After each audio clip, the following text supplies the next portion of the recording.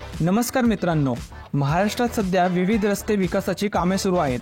पुणे शहरातही विविध रस्ते विकासाची कामे सुरू आहेत। यात पुणे रिंग रोड या महत्त्वाकांक्षी प्रकल्पाचा देखील समावेश होतो। दरम्यान आता पुणे रिंग रोड प्रमाणेच नाशिकमध्येही रिंग रोड तयार होणार आहे। जिल्ह्यातील ग्रामीण भाग आणि प्रमुख मार्गांना जोडण्यासाठी बाह्य वळण रस्ता तयार होणार आहे।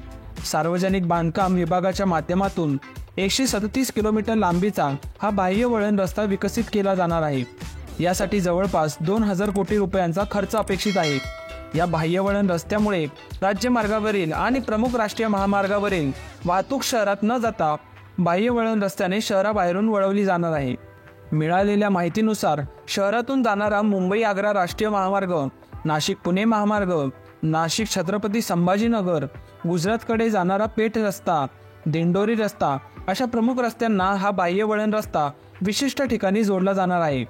हा राष्ट्रीय महामार्ग क्रमांक 3 ते सय्यद पिंपरी, नाखलगाव, चिंचोली, पांढुर्ली, चाकूर, दुगाव, गिरनारे, आंबे दिंडोरी, मानोरी ते राष्ट्रीय महामार्ग क्रमांक 3 आणि राज्य मार्ग क्रमांक 37 असा राहणार आहे। हा प्रस्तावित वळण रस्ता काही ठिकाणी डांबरी तर काही ठिकाणी सिमेंटचा बनवला जाणार आहे। या प्रकल्पाअंतर्गत काही मार्गांचे विस्तारीकरण आणि काही मार्गांचे संलग्नीकरण केले जाणार आहे। निश्चितच बाह्य वळण रस्ता तयार झाला तर शहरातील वाहतूक कोंडी बऱ्यापैकी फुटणार आहे। त्यामुळे नागरिकांना मोठा दिलासा मिळेल असा आशावाद व्यक्त होत आहे।